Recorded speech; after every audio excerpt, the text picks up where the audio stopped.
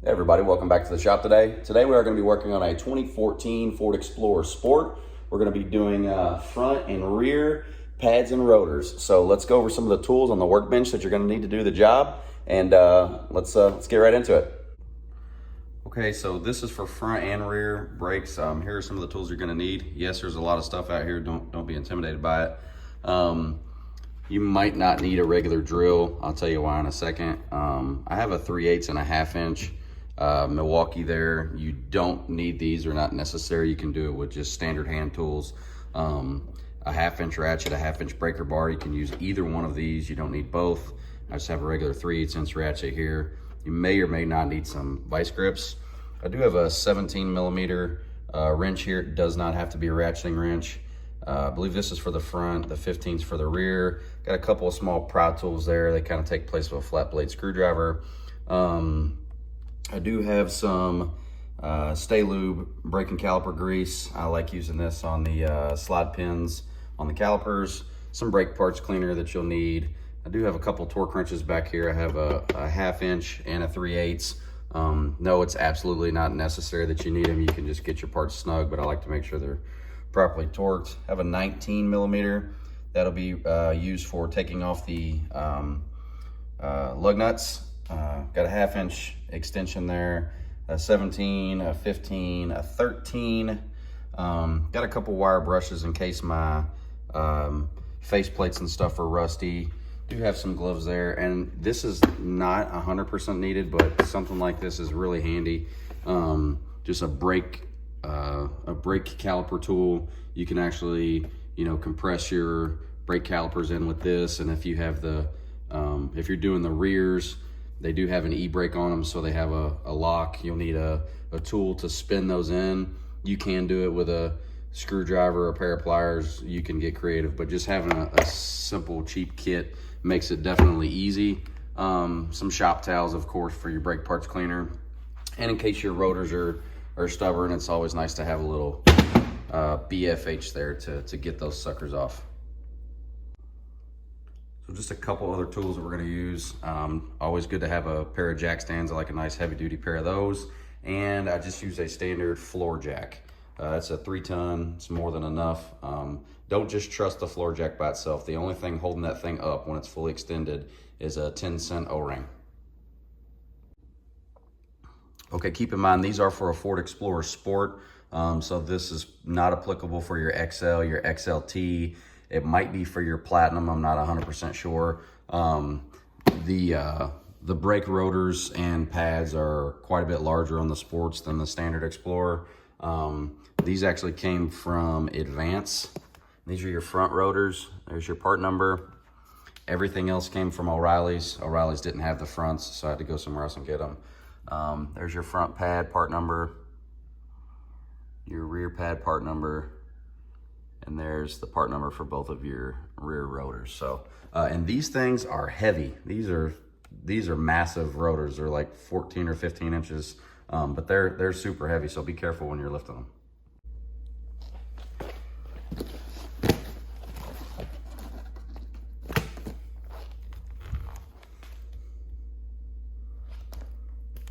$28.4 pounds. That's just for one front rotor. All right, the very first thing I'm gonna do before I lift the vehicle off the ground is I'm just gonna take this 19 millimeter. We're gonna bust these loose.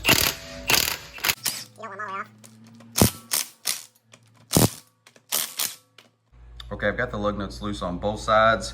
I do have my jack stands on both sides, so let's get the wheel off. If you're working on a regular garage floor like me, I always like to throw the spare wheel underneath there just as an added jack. And I'll do the same thing for the next side. There's another tool that I had on the workbench that I didn't mention. This is a T40 Torx. I can't really see it there. It's a T40 Torx, but that's actually going to be needed to go into here to get this off whenever we go to take the brake rotors off. All right, so we are going to be getting rid of these 17 millimeters on top and on bottom to take this caliper off. And one thing I didn't mention is I do have the e-brake on, and I have a wheel chock under the rear tire, so that's probably always something you should do also.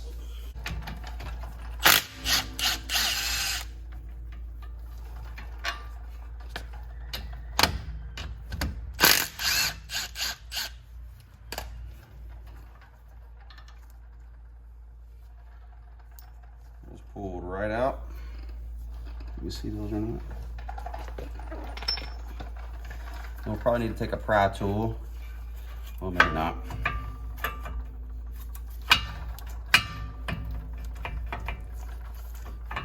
Should just be able to lift this brake caliper off like that. And then I'll show you what I do with this next. Just gonna take a zip tie. I'm going to zip tie this caliper to the spring, kind of up and out of the way.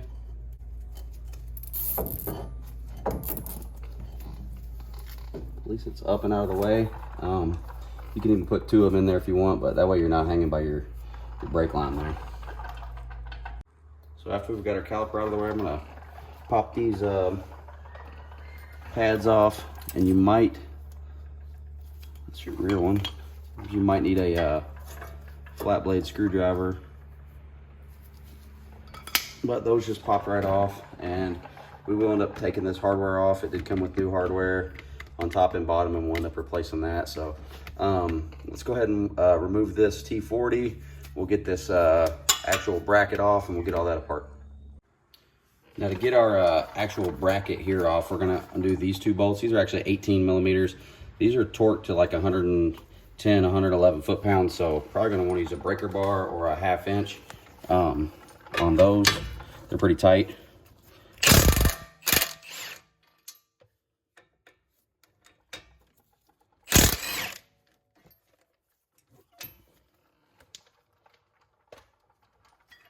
Once those are out, and your bracket should be free, and your bracket's loose. I'm gonna go ahead and put a lug nut back on it, so that way hopefully when this breaks loose, this rotor doesn't fall off, because I want a 30-pound rotor falling off my foot here. This is that T40, so we'll go ahead and just see if this will pop it loose.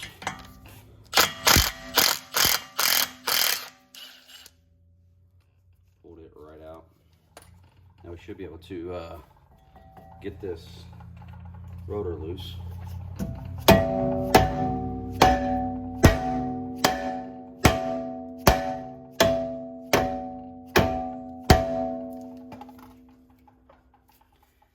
And it's on there pretty tight. I'm gonna hit it some more. There we go. So we're all loose. Take that lug nut off. Yeah, you definitely don't want to go dropping one of these on your toes. Pretty damn heavy. Yeah. The thing I always like to do is make sure that your pads and that your old rotors and your new rotors, everything looks the same, and this does, so we're in good shape. Okay, I'm gonna put the new rotor on. I'm gonna put it on backwards. There's a reason for that. I'm just putting it on so I can spray it with brake cleaner, and then I'll flip it over and spray the other side. These new rotors come coated with like a corrosion resistant oil or something. You want to make sure you get all of that stuff off.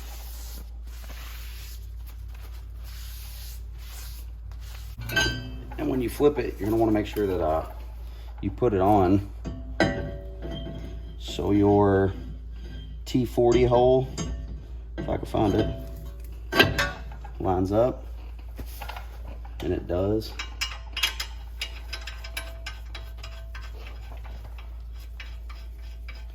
So we'll put this T40 back in.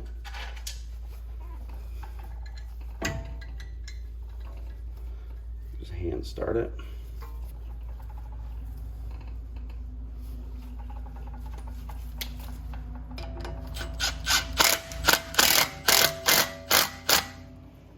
Our rotor's tight. Spray this out with brake clean.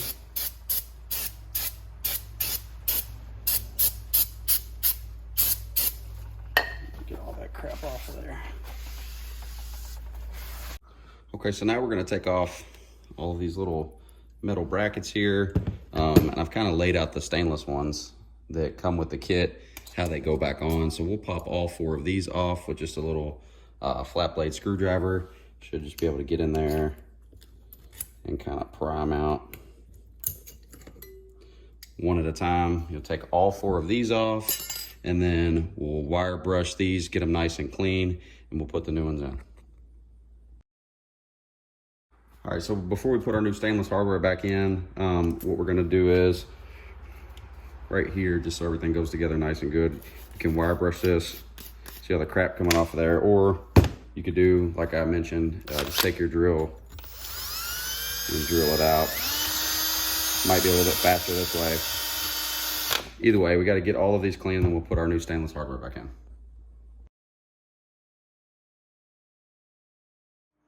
All right, so we got all 4 of our little corners clean there. Now the only thing we're going to do is we're going to pop this stainless hardware in. It should be pretty straightforward.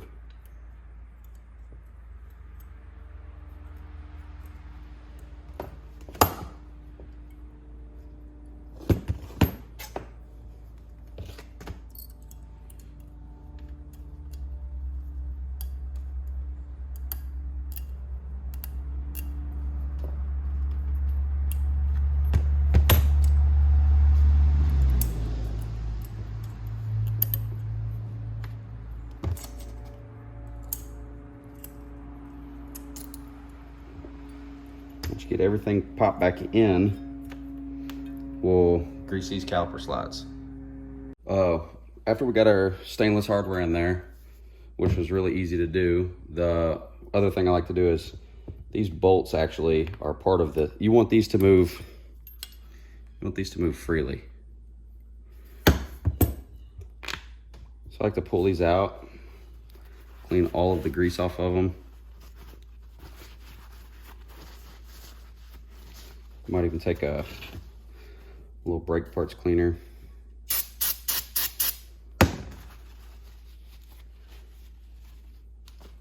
Clean them up, and once they're all clean, I just take some of this grease, actually just grease them.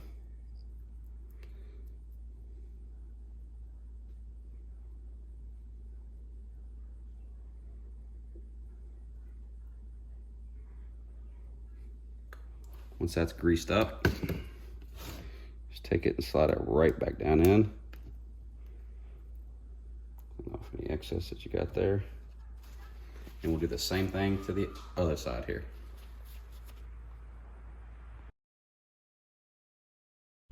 Okay, now we're going to collapse each of these pistons in. You can just use like one of your old brake pads and C-clamp if you have it, but if you have one of these tools, this is the right-hand tool. This actually has a little magnet on it right there that holds this piece that goes into that actual piston. So I'll just get that snugged up.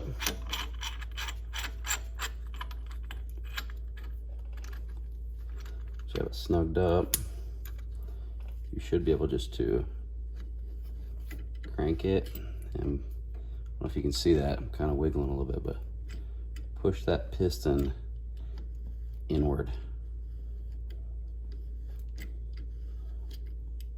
You want these all the way in, because with how thick your new brake pads are, this isn't going to slide over.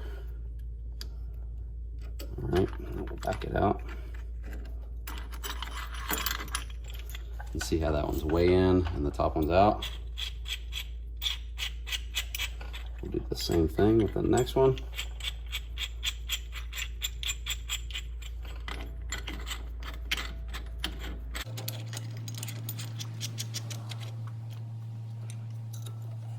That's all.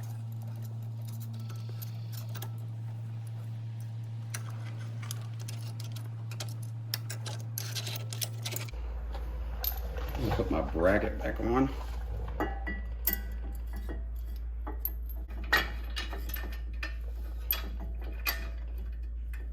There we go.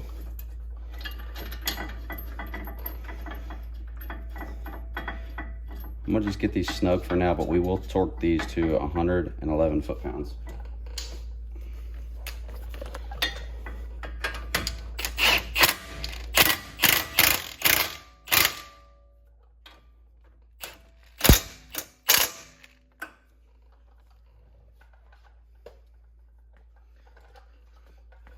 All right, next thing we're gonna do is we're gonna get our pads in place.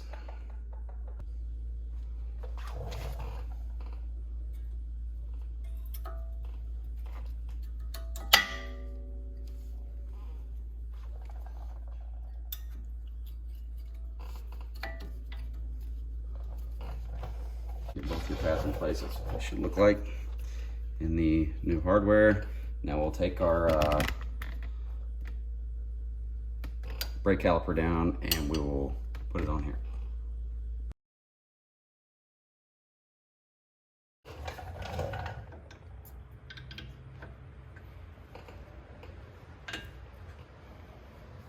These are your 17 millimeters.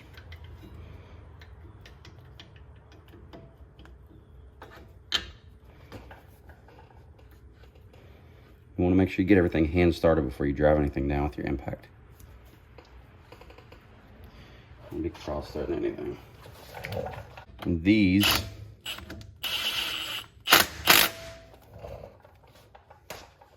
we'll torque these to 50 something, 53 or 54 foot-pounds. Okay, so it's a little bit weird of an angle, but these bolts here are going to torque to 111 foot-pounds.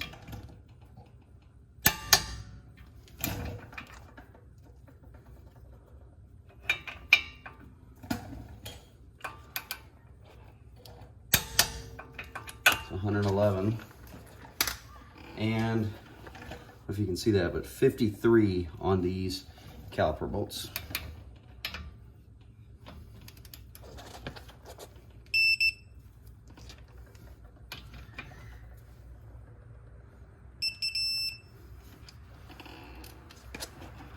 Okay, so 111, 53. I'd like to hit it with a little bit of brake clean one last time.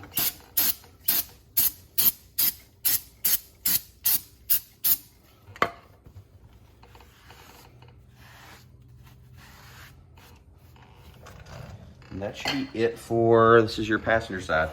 Now the driver's side is identical. So just a little quick mental checklist. Our T40 is tight. We got our new rotor on, we got our new pads in place. Our slide pins are greased. We've torqued our caliper bolts to 53 foot-pounds and our caliper bracket bolts to 111 foot-pounds. And that should be it. Let's just repeat the process on the opposite side.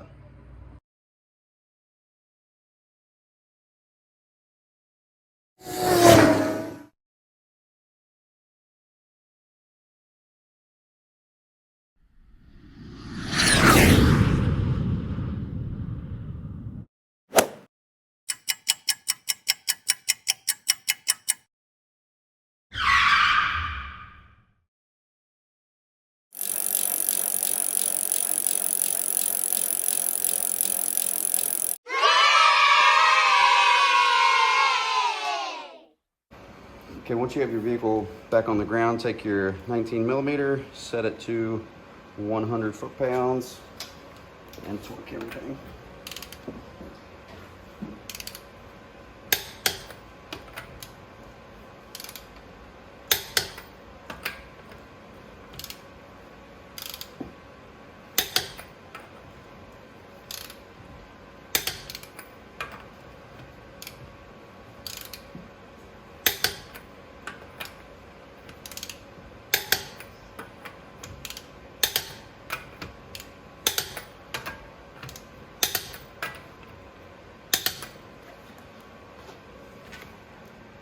All right, whenever you start it up, you want to put your foot on the brake, pump it a couple times.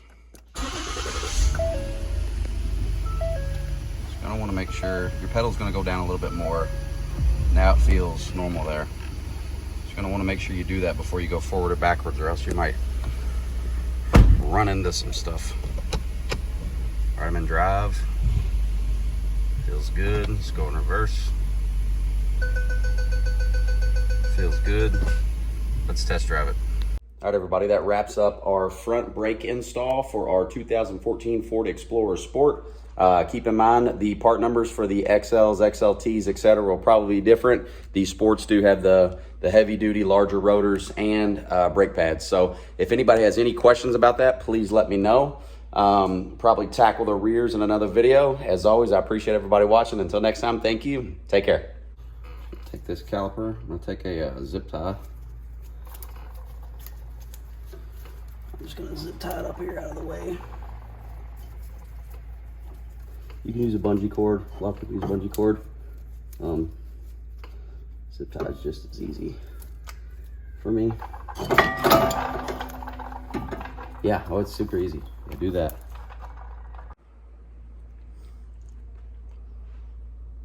All right, everybody, that wraps up the front brakes install. Front brakes install, yep.